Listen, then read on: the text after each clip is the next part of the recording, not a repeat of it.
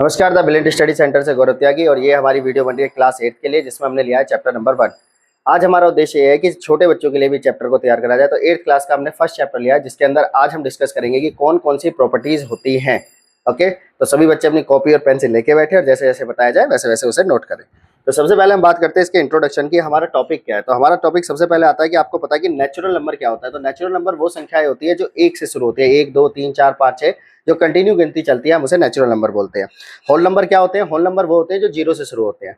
Clear? तो अगर मैं नेचुरल नंबर की बात करूं तो नेचुरल नंबर क्या होते हैं? नेचुरल नंबर होते हैं जो आपके 1 से शुरू होते हैं। ठीक है, तो आपको याद रखना है 1 2 3 4 एंड सो ऑन। जो भी संख्याएं होती है उन्हें हम नेचुरल नंबर बोलते हैं। ठीक है, पर अगर आपसे पूछा जाए होल नंबर क्या होते हैं, तो होल नंबर जो होते हैं वो 0 से शुरू होते हैं, पर उसके बाद अगेन काउंटिंग शुरू हो जाती है। तो हम ऐसा भी कह सकते हैं कि सभी नेचुरल नंबर होल नंबर में आते हैं। ठीक है, पर सारे होल नंबर नेचुरल नंबर में नहीं आते, क्योंकि 0 जो है वो नेचुरल नंबर नहीं होता, होल नंबर होता है। यहाँ तक बात क्लियर हो गई। पर जो हमारा चैप्टर है मेन, उसका उद्देश्य है रेशनल नंबर, कि हमें ये समझना है कि रेशनल नंबर क्या होता है। तो टॉपिक क्या है हमारा आज का? Rational number. जोर से बोलो, क्या टॉपिक है? शाबाश, रेशनल नंबर। तो आज हमें ये क्लियर करना है कि रेशनल नंबर क्या होते हैं। तो सबसे पहले आपको याद रखना है कि जो रेशनल नंबर होते हैं वो पी अपॉन क्यू की फॉर्म में होते हैं। किस फॉर्म में होते हैं? पी अपॉन क्यू की फॉर्म। क्या होती है पी अपॉन क्यू की फॉर्म? तो पी अपॉन क्यू की फॉर्म का मतलब होता है जो अपॉन में होते हैं नंबर। ठीक है, जैसे मान लो मैंने लिखा 2/3, मैंने लिखा 4/6, मैंने लिखा माइनस में 2/3, मैंने लिखा 3/1। ठीक है, या फिर मैंने खाली 3 लिखा, खाली 2 लिखा, या खाली 1 लिखा। ठीक है, तो ये जितने भी नंबर है सब रेशनल नंबर है। ठीक है, ये सारे क्या है? हमारे रेशनल नंबर है। कब रेशनल नंबर नहीं होते? कब रेशनल नंबर नहीं होते? अगर आपकी क्यू की वैल्यू कहीं पर भी 0 है तो वो रेशनल नंबर नहीं होगा। तो रेशनल नंबर की कंडीशन है कि क्यू की वैल्यू 0 नहीं होनी चाहिए। मान लो मैंने इसको लिख दिया 3/0, तो क्या ये रेशनल नंबर होगा? नहीं, ये रेशनल नंबर नहीं होगा, ये नॉट डिफाइंड होगा। क्या होगा? Not defined. ठीक है, तो आपको याद रखना है कि जब अगर आपकी क्यू की वैल्यू 0 है तो उस कंडीशन में रेशनल नंबर नहीं होता। बाकी इसको छोड़कर, ठीक है, अपॉन में नंबर है, चाहे वो पॉजिटिव हो चाहे वो नेगेटिव हो, वो रेशनल नंबर होता है। रेशनल नंबर क्लियर हो गया कि रेशनल नंबर क्या होते हैं? जो पी अपॉन क्यू की फॉर्म में होते हैं, जिन्हें अपॉन में लिखा जाता है। ठीक है, और क्यू की वैल्यू 0 नहीं होती। ओके, अब यहाँ पे बात आती है कि आपकी प्रॉपर्टीज कौन कौन सी होती है रेशनल नंबर को लेकर। तो अब जरा ध्यान से चलना है, क्योंकि मेन चीज यही है और पहला क्वेश्चन भी इसी बेस पे है कि प्रॉपर्टीज बताइए रेशनल नंबर की। तो हमारा टॉपिक है प्रॉपर्टीज ऑफ रेशनल नंबर। क्या टॉपिक है? Properties of rational number. तो मेनली 4 प्रॉपर्टी होती है और 4 प्रॉपर्टी में हमें ऐड, मल्टीप्लाई, सब्ट्रैक्शन, ठीक है, और डिवाइड, इन 4 चीजों को देखना होता है। ठीक है, तो सबसे पहली प्रॉपर्टी का नाम होता है आपका क्लोजर प्रॉपर्टी, CLOSURE, क्लोजर। ठीक है, अगर हम क्लोजर प्रॉपर्टी की बात करते हैं तो इसमें हमें ये देखना होता है कि रेशनल नंबर के साथ इसका क्या रिलेशन बैठता है। तो क्लोजर प्रॉपर्टी में अगर ऐड किया जाए, क्या बोला मैंने? अगर ऐड किया जाए तो इसकी प्रॉपर्टी ये बोलती है कि 2 रैशनल नंबर का सम हमेशा रैशनल नंबर होता है। क्या बोला मैंने? 2 रैशनल नंबर का सम हमेशा रैशनल नंबर होता है। यानी 2 रैशनल नंबर को जोड़ोगे तो क्या निकल के आएगा आंसर? रैशनल नंबर ही निकल के आएगा। ये ऐसे नहीं समझ आएगा। एक एग्जांपल लेते हैं।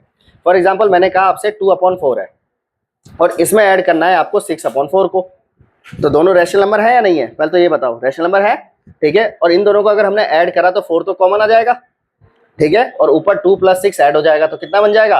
8/4। समझ आई बात? तो 8/4 रैशनल नंबर है या नहीं है? रैशनल नंबर है। ठीक है, तो जब भी हमारे 2 रैशनल नंबर होते हैं उनका सम किया जाता है तो आंसर भी हमेशा रैशनल नंबर आता है। ये तो वो थे जिनकी डिनोमिनेटर सेम है। अगर मान लो कोई ऐसी संख्या हो जिसके डिनोमिनेटर सेम ना हो, लिख लिया 1/2, यहाँ लिखा हमने 3/4। क्लियर? तो उस कंडीशन में क्या करा जाता है? पहले एलसीएम लिया जाता है इन दोनों का। ठीक है, 8th क्लास के हिसाब से चल रहा है इसलिए मैं बता देता हूँ एलसीएम कैसे लेते हैं। जैसे मान लीजिए 2 और 4 है, इनका एलसीएम लेना है तो कैसे लोगे? पहले 2 से डिवाइड करोगे, 2 1 जा 2, 2 2 जा 4। ठीक है, फिर 2 से डिवाइड करोगे तो 1 और 1, जब 1 1 आ गया तो यानी एलसीएम यहाँ पूरा हुआ। इन दोनों को मल्टीप्लाई करोगे 2 × 2, तो कितना एलसीएम आया? 4, है ना? क्या आया एलसीएम? 4। तो इस लाइन के नीचे क्या आ जाएगा? 4। क्लियर? अच्छा, अब ऊपर यहाँ क्या आएगा? तो सबसे पहले क्या करो, इस 2 से इस 4 को डिवाइड करो, यानी 2 के टेबल 4 कितने पे आता है? 2 पर आता है। ठीक है, उस 2 की इस 1 से मल्टीप्लाई कर दो तो 2 1 जा 2, तो यानी यहाँ पे क्या आएगा? 2। समझ आ रही है बात? नहीं कि नीचे से नीचे वाले को डिवाइड कर दो, डिनोमिनेटर से डिनोमिनेटर को डिवाइड कर दो, जो भी आंसर निकल के आएगा ऊपर न्यूमिनेटर से मल्टीप्लाई कर दो। रैशनल नंबर में जो ऊपर की डिजिट होती है उसे न्यूमिनेटर बोलते हैं और नीचे की डिजिट को डिनोमिनेटर बोलते हैं, याद रखना है। ओके, अच्छा 4 को 4 से डिवाइड करोगे तो कितना आएगा? 4 1 जा 4 यानी 1 आएगा, तो 1 को इससे मल्टीप्लाई करा तो कितना आया? 3। अब इसे ऐड करो तो कितना हो गया? 5/4। तो इज अ रैशनल नंबर और not? Yes, it is a rational number. तो इससे हमें प्रूव होता है कि कोई भी दो ऐसे नंबर जो रैशनल नंबर हो, अगर उनका सम किया जाए तो क्या निकल के आएगा? रैशनल नंबर ही निकल के आएगा। तो इस प्रॉपर्टी को हम लिख देते हैं यहाँ पर। तो प्रॉपर्टी है हमारी, इसमें लिखोगे आप rational number are closed under addition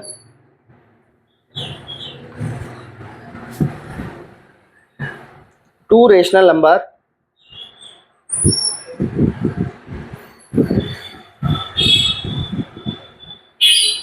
a and a plus b, a and b, then a plus b is also a rational number। समझ आई प्रॉपर्टी? क्या कह रही है प्रॉपर्टी? कि दो रैशनल नंबर का सम किया जाए, मान लेते हैं एक a और एक b है, तो उसका जो आंसर निकल के आएगा वो भी एक रैशनल नंबर ही आएगा। समझ आया ऐड कैसे करते हैं? क्लियर? अच्छा, कौन सी प्रॉपर्टी चल रही है? Closure property. कौन सी प्रॉपर्टी चल रही है?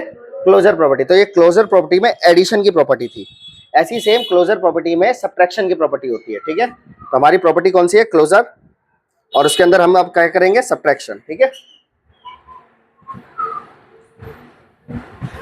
क्लोजर प्रॉपर्टी में सेकंड प्रॉपर्टी होती है आपकी सब्ट्रैक्शन की प्रॉपर्टी। ठीक है, तो सब्ट्रैक्शन की प्रॉपर्टी क्या कहती है कि अगर दो रैशनल नंबर को माइनस किया जाए, क्या बोला मैंने? दो रैशनल नंबर को माइनस किया जाए तो भी आंसर रैशनल नंबर ही आता है। ठीक है, फॉर एग्जांपल मैंने लिया यहाँ पे, मान लेते हैं 2/8 और इसमें से माइनस करना है आपको 1/8। तो जब माइनस करोगे तो नीचे 8 आ जाएगा, ये हो जाएगा 2 - 1, तो कितना आया? 1/8। समझ आई बात? अच्छा, ये तो वो था जिसमें डिनोमिनेटर सेम है। अगर जिसमें डिनोमिनेटर सेम ना हो, मान लेते हैं 3/5 है और इसमें से माइनस करना है आपको 4/8 के लिए। ठीक है, तो सेम तरीके से पहले क्या लिया जाएगा? 5 और 8 का एलसीएम लिया जाएगा। तो 5 और 8 का एलसीएम लेगा तो पहले 2 से जाएगा 4 आएगा, फिर 2 से जाएगा 2 आएगा, फिर 2 से जाएगा 1 आएगा, बचा 5 से जाएगा। तो ये हो गया 2 × 2 × 2 × 5। इन्हें मल्टीप्लाई कर लो, 2 2 जा 4, 4 2 जा 8, 8 5 जा 40। तो एलसीएम कितना आया? 40। तो इसके नीचे क्या लिख दोगे? 40। क्लियर? अब क्या करना है? जो मैंने पहले बताया वही काम करना है। सबसे पहले 5 से 40 को डिवाइड करो, कितना आएगा? 8। अब उस 8 को इस 3 से मल्टीप्लाई करो। बोलो, कुछ कहना चाहते हो? बताओ बताओ। बिल्कुल सही है बच्चे, ठीक है, बिल्कुल सही है। ओके, अगर डाउट हो तो आप कमेंट में डालें। ठीक है, ओके। 5 8 जा 40 है ना, तो 8 आ गया। इस 8 को यहाँ मल्टीप्लाई करो तो 8 के कितना हो गए? 24 माइनस 8 को 8 से डिवाइड करो। डिवाइड का मतलब समझते हो ना, भाग करना। 8 के 40 कितने पे आता है? 5 पे। तो यहाँ पे 5 के मल्टीप्लाई करो तो कितना हो जाएगा? 20। अब दोनों को माइनस करो, कितना हो गया? 4/40। इन्हें काटोगे तो कितना आएगा? 1/10। तो आंसर रैशनल नंबर आया नहीं आया? समझ आई बात? कि दो रैशनल नंबर को अगर घटाया जाए तो भी आंसर रैशनल नंबर ही आता है। कौन सी प्रॉपर्टी बोलती है? Closure property. ठीक है, तो इसके लिए स्टेटमेंट होती है, if any two rational number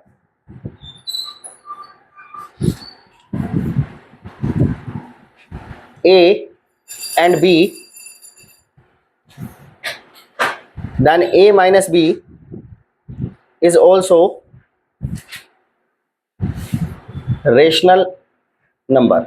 clear? तो ये क्लोजर प्रॉपर्टी की सब्ट्रैक्शन प्रॉपर्टी। ठीक है, अच्छा अब यहां आती है मल्टीप्लाई की प्रॉपर्टी, क्लोजर की मल्टीप्लाई प्रॉपर्टी।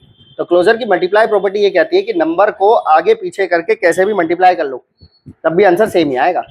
ठीक है, समझते हैं जरा इस बात को? तो अब हमारी बात हो रही है मल्टीप्लाई के लिए, जिसको हम प्रोडक्ट भी बोलते हैं। क्या बोलते हैं? प्रोडक्ट भी बोलते हैं। ठीक है, तो कहीं मल्टीप्लाई लिखा हो या प्रोडक्ट लिखा हो, हमेशा सेम बात होती है, याद रखना है। ठीक है, तो प्रॉपर्टी ये कहती है कि अगर आपने 2/3 लिया और इसे मल्टीप्लाई करा 4/6 से, और इसकी जगह पे आप अगर आपने 4/6 लिया और उसे करा मल्टीप्लाई 2/3 से, तो आप देखोगे आंसर सेम ही आएगा। आंसर बिल्कुल सेम आएगा। अब इसमें मेन चीज तो ये पता होनी चाहिए कि मल्टीप्लाई सामने सामने होती है, याद रखो। ठीक है, तो 2 4 जा 8, ठीक है, 6 3 जा 18 आ गया। अब नेक्स्ट वाला करो, 4 2 जा 8, 6 3 जा, आ रहा है सेम। तो इसे क्या बोलते हैं? Multiply property. क्या बोलते हैं? ठीक है, तो मल्टीप्लाई प्रॉपर्टी में क्लोजर प्रॉपर्टी ये कहती है कि अगर आप a मल्टीप्लाई b करते हैं या फिर आप b मल्टीप्लाई a करते हैं तो दोनों ही कंडीशन में आपका आंसर सेम होता है। क्लियर है यहाँ तक? कोई कंफ्यूजन? तो क्लोजर की कौन सी प्रॉपर्टी है ये? Multiple property. याद रहेगा, क्लोजर की मल्टीपल प्रॉपर्टी कहती है कि अगर आप नंबर को मल्टीप्लाई कर रहे हैं तो आप चाहे 2 इंटू 3 कर लें या 3 इंटू 2 कर लें, दोनों ही कंडीशन में आपका आंसर सेम आता है। क्लियर? अब आती है डिवाइड की प्रॉपर्टी। डिवाइड में क्लोजर प्रॉपर्टी अप्लाई नहीं हो पाती। ठीक है, क्या बोला मैंने? डिवाइड में क्लोजर प्रॉपर्टी अप्लाई नहीं हो पाती। ठीक है, और अगर हम किसी भी नंबर को 0 से डिवाइड करेंगे तो उसका आंसर नॉट डिफाइंड आएगा। समझ आई बात? फॉर एग्जाम्पल, मैंने अगर आपसे कहा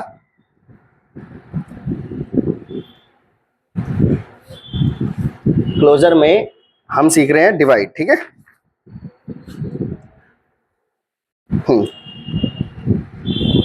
तो सबसे पहले तो इसमें एक पॉइंट याद रखना है कि 0 से डिवाइड नहीं हो सकता।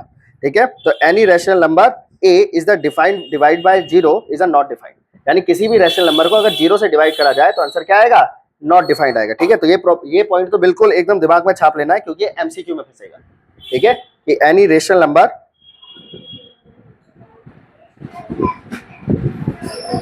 ठीक है, any rational number a divided by 0 is not defined. ठीक है, ये पॉइंट एकदम दिमाग में सेट कर लेना है। ठीक है, अच्छा, अब यहाँ पे बात है, क्या क्लोजर प्रॉपर्टी डिवीजन मेथड में अप्लाई हो जाती है? तो वो अप्लाई नहीं हो पाती। क्या कारण है ना अप्लाई हो पाने का? ठीक है, उसका कारण ये है कि मान लो अगर मैंने यहाँ पे लिखा 2/3, इसे डिवाइड करना है 6/3 से। ठीक है, अब मान लो मैंने उल्टा कर दिया, मैंने कह दिया आपसे कि 6/3 को डिवाइड करो 2/3 से, क्या दोनों ही कंडीशन में आंसर सेम आएगा? क्या दोनों कंडीशन में आंसर सेम आएगा? तो पहले करके देखना पड़ेगा। तो देखो कैसे करते हैं कि पहले इसे सॉल्व करते हैं। तो पहले डिवाइड को मल्टीप्लाई में बदलेंगे। कैसे बदलेंगे भाई? 2/3 है, इसका कान पकड़ के उल्टा कर दो, तो ये कितना हो जाएगा? 3/6। इसे काट दोगे, ठीक है, तो कितना आ गया? 2/6। इसे काटोगे तो 1/3। क्लियर? अब इसे सॉल्व करो, ये 6/3 था, इसे कान पकड़ के उल्टा कर दो तो ये 3/2 हो जाएगा, ये इससे कट जाएगा तो 6/2 आया, ये इससे कट गया तो 3/1 आया। क्या ये दोनों सेम है? नहीं है। तो जो डिवाइड की प्रॉपर्टी होती है, ठीक है, उसमें आंसर इक्वल नहीं आता, इसलिए क्लोजर प्रॉपर्टी डिवाइड की प्रॉपर्टी में इक्वल नहीं आता। समझ आ गई बात? कौन सी प्रॉपर्टी बताई मैंने? Closure property. कितने केस बताए मैंने? 4 केस बताए। ठीक है, इसके बाद जो प्रॉपर्टी आती है उसे बोलते हैं कम्युटेटिव प्रॉपर्टी। कौन सी प्रॉपर्टी बोलते हैं? Commutative property. ठीक है, COMMUTAT, ठीक है, IVITY, कम्युटेटिव प्रॉपर्टी। क्लियर? तो इसे करेंगे नेक्स्ट वीडियो में। थैंक यू, धन्यवाद। द ब्रिलियंट स्टडी सेंटर से गौरव त्यागी।